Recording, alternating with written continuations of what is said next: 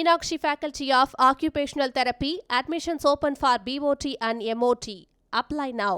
கமல்ஹாசன், சிம்பு, த்ரிஷா என பெரிய நட்சத்திர கூட்டணியில் உருவான படம்தான் தக் லைஃப்.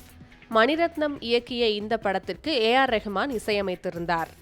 மிகப்பெரிய எதிர்பார்ப்புகளுக்கு நடுவே வெளியான இந்த படத்துக்கு கலவையான விமர்சனங்களே கிடைத்தன.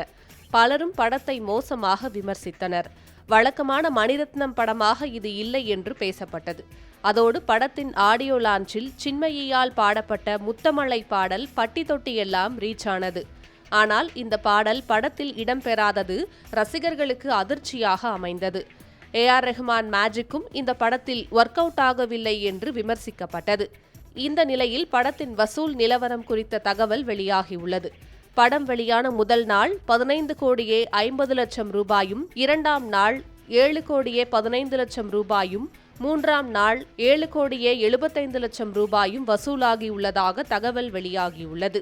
அதேபோல 4ஆம் நாள் 6 கோடியே 50 லட்சம் ரூபாயும், 5ஆம் நாள் 2 கோடியே 30 லட்சம் ரூபாயும், 6ஆம் நாள் 1 கோடியே 75 லட்சம் ரூபாயும் வசூலாகியுள்ளதாம்.